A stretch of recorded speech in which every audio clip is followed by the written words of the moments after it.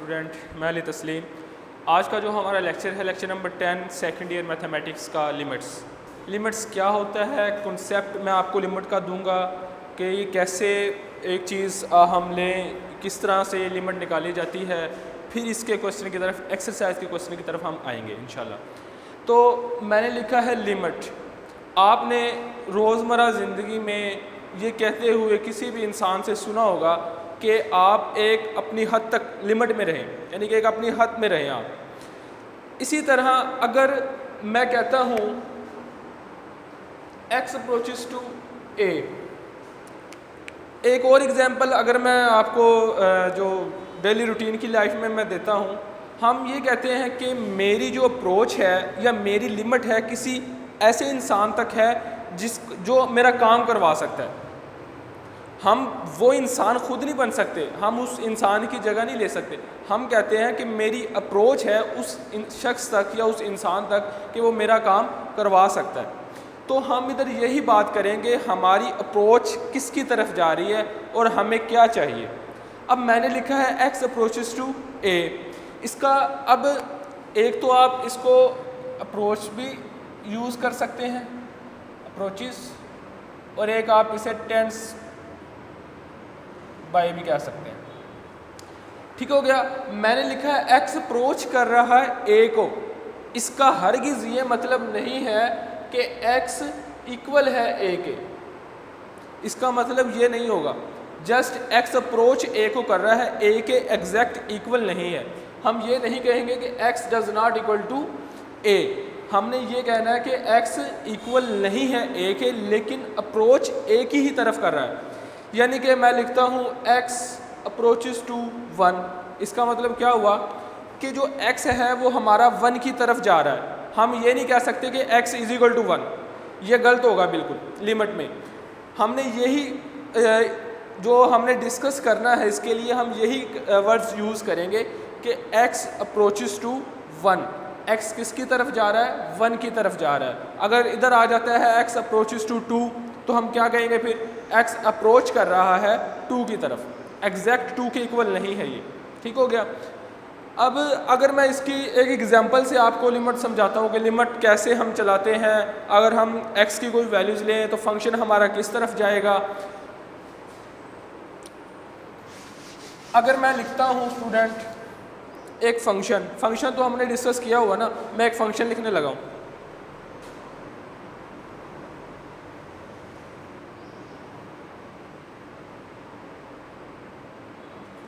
ये मेरे पास एक फंक्शन है।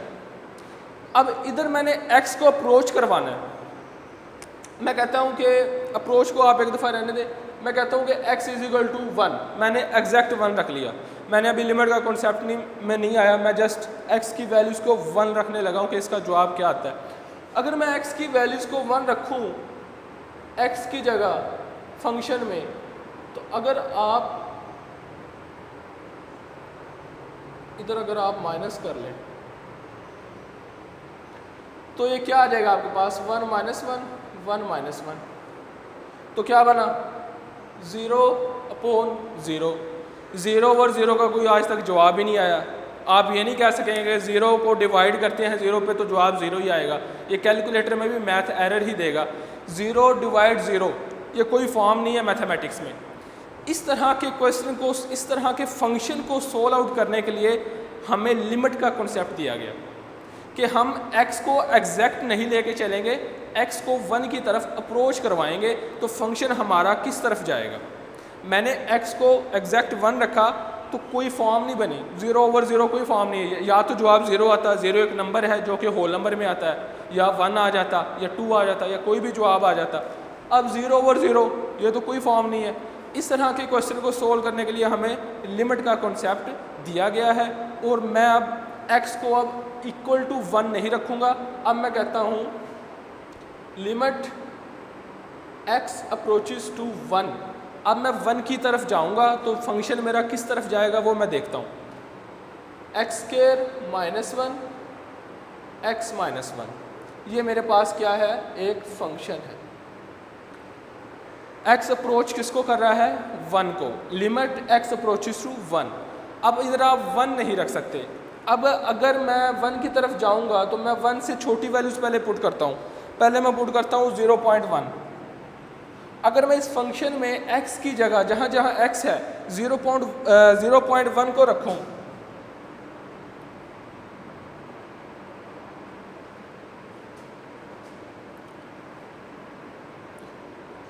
x की जगह आप 0.1 को रखें, 0.1 का स्क्वायर -1, 0.1 -1। इसका जवाब अगर आप कैलकुलेटर से लेना चाहें तो ये आपके पास आ जाएगा 0.01 -1, 0.1 -1। इसको अगर आप मज़ीद सोल्व आउट कर लें, ये आ जाएगा -0.99 ओवर, ये आपके पास आ जाएगा -1। ये माइनस से माइनस कैंसिल होगा। 0.99 को अगर आप डिवाइड करते हैं 1 पे,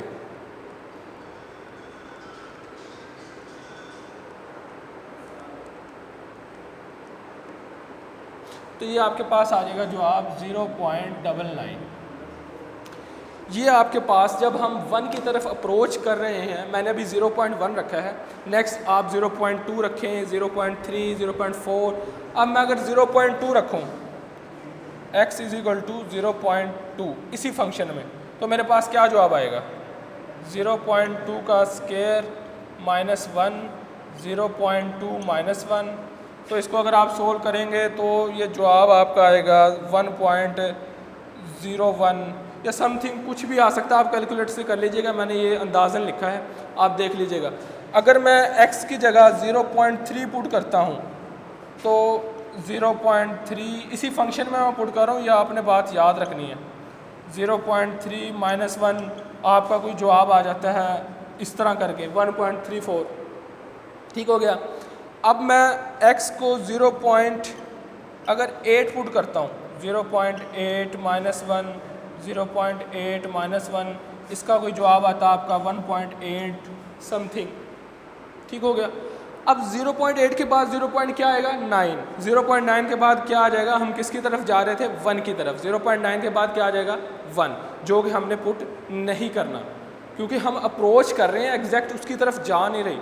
हमने 0.8 तक देखा, 0.9 भी आप कर लीजिएगा, उसका कुछ जवाब आएगा। अगर आप 0.9 पुट करेंगे ना तो उसका जवाब आएगा 1.999 इस तरह करके।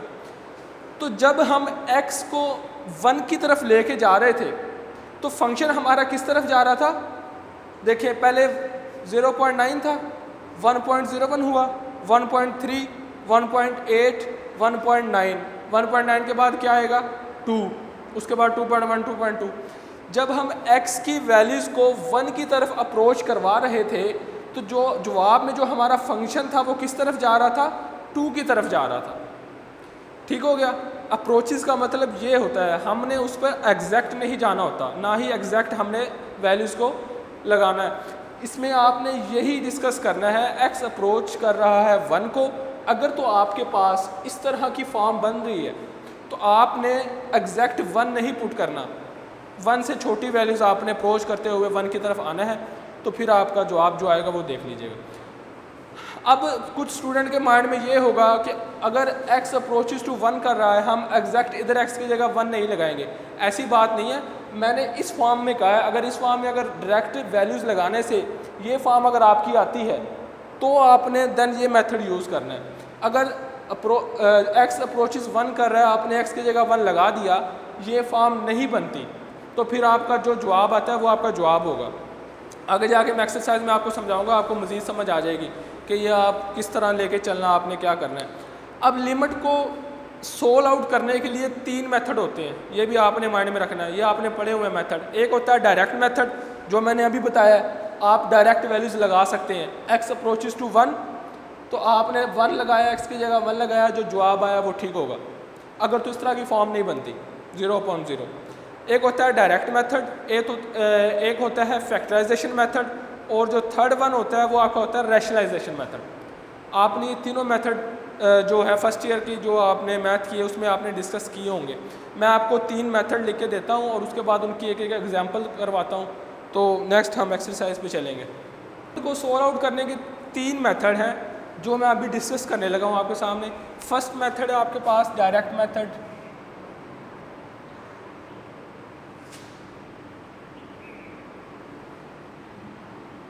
सेकंड पे है फैक्टराइजेशन जिसमें आप पेयरिंग करते हैं, जोड़े बनाते हैं, और जो थर्ड पे है वो है रैशनलाइजेशन।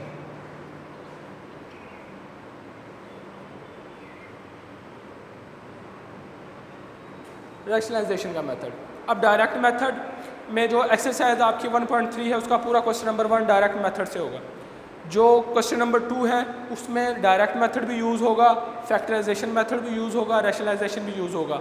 उसमें आपके ये तीनों मेथड यूज़ होंगे।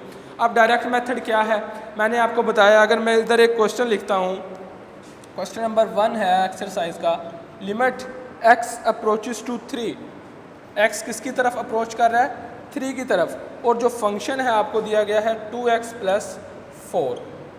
अब देखें डायरेक्ट मेथड कहाँ यूज़ होगा।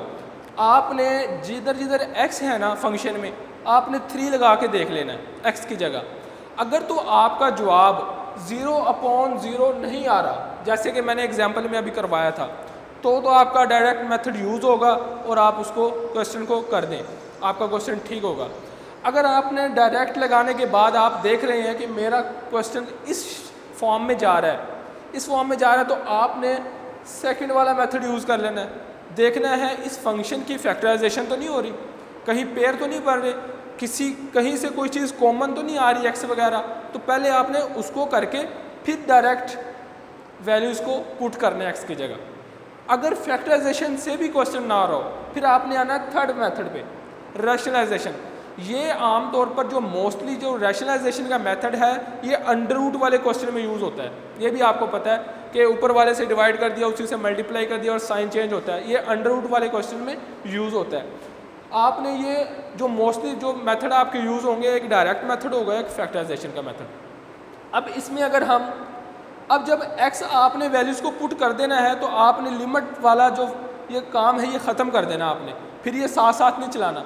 जब तक लिमिट नहीं आप पुट करते तो आपने साथ साथ लेके चलनी है। अब मैं x अप्रोच कर रहा 3 को, x की जगह मैं 3 पुट करने लगा हूँ। अब मैंने लिमिट ख़त्म कर दी है, x की जगह 3 आ गया प्लस 4, 3 2 6 प्लस 4, आपके पास जवाब क्या आ गया? 10। ये आपका एक जवाब आ गया, ठीक हो गया। डायरेक्ट मेथड मैंने डायरेक्ट 3 पुट किया, जवाब आ गया, नो प्रॉब्लम, मेरा क्वेश्चन सोल्व हो गया। अगर तो जवाब आपके पास इस तरह फॉर्म में आता है, मैं बार बार बता रहा हूँ, तो आपने डायरेक्ट मेथड का यूज़ नहीं करना। तो आपने फैक्टराइजेशन देख लेनी है, ये चीज़ कॉमन आ रही है नहीं आ रही है, पेयर बनने होंगे। क्वेश्चन आएंगे, मैं इंशाल्लाह आपको एक्सरसाइज में लेके चलूँगा, आपको अच्छी समझ आ जाएगी। ये था इसका इंट्रोडक्शन लिमिट्स का, ये आप देख लीजिएगा। इंशाल्लाह नेक्स्ट लेक्चर में हम एक्सरसाइज के साथ हाज़िर होंगे, तब तक के लिए इजाज़त दीजिए। अल्लाह हाफ़िज़।